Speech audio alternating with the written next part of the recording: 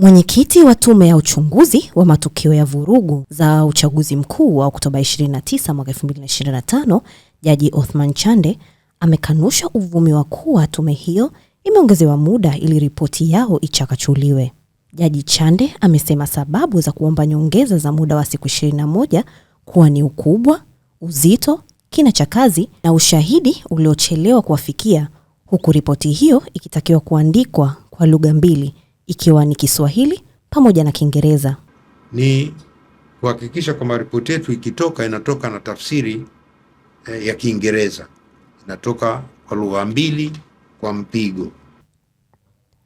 Aidha, Jaji Chande amesema kuwa awali walipanga kufanya uchunguzi katika mikoa 6, lakini wamelazimika kufikia mikoa 12 na kukusanya taarifa, mfano kwa nini Arusha kuwe na ghasia kubwa alafu Kilimanjaro zisiwepo, au Zanzibar kuwe shwari lakini Dar es Salaam kuwe na ghasia wakati maeneo hayo yapo karibu.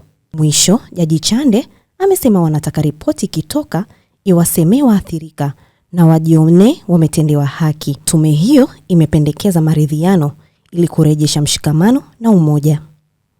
Tume imeongezewa muda kwanza kwa sababu 4 ambazo ziko hadharani, na sababu zile zimetangazwa kwenye gazeti la serikali.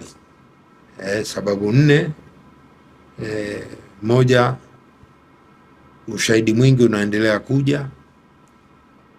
Pili, ushauri wa kitaalamu ambayo tumeuomba na wataalamu wa sayansi wanatupa. 3, kuchambua kwa kina ushahidi mwingi ambao tumepata. Na 3 ni kuhakikisha kwamba ripoti yetu ikitoka inatoka na tafsiri ya Kiingereza, inatoka kwa lugha mbili kwa mpigo.